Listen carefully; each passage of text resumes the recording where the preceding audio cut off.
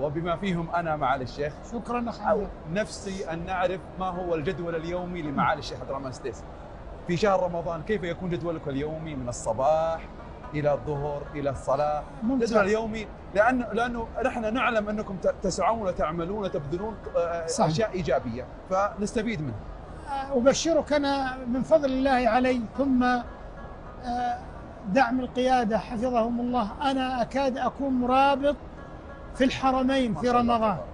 يكاد متابعة عملي قربي من زملاء الأئمة والمؤذنين والعلماء والمدرسين والحلقات القرآنية والمتون العلمية، يكاد يكون كل وقتي في الحرم. ما شاء الله. أبدأ الوقت بالسحور، والسحور أيضا يكون على تمرات وشيء من الزبادي بحيث ما يثقل الإنسان على نفسه، ثم يصلي الفجر مع الجماعة في الحرم في الغالب، ثم أيضا التلاوة إلى شروق الشمس والمراجعة، ثم يخلد الإنسان للراحة قليلا ليستعد أيضا للعمل، لأن وراءنا عمل وعمل إداري في متابعة عملنا.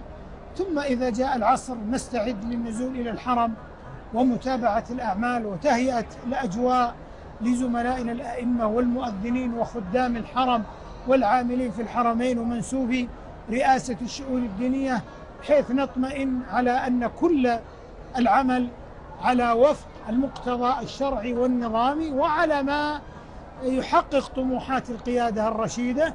ثم نستعد للإفطار على التمرات في السفرة المعهودة، صلاة المغرب، أيضا تناول شيء قليل كما قلنا من السمبوسة، ولا من السمبوسة بالمناسبة غير المقلية بالسمن، لا حقة الفرن هذه، حتى السمن والزيت ما يؤثر على التلاوة والحنجرة والأمور الأخرى. ثم الشوربة، هذا حسائي المفضل في رمضان الشوربة، ولا تنسى تضيف عليها زيت الزيتون والفلفل عشان الصوتيات والحبال الصوتية.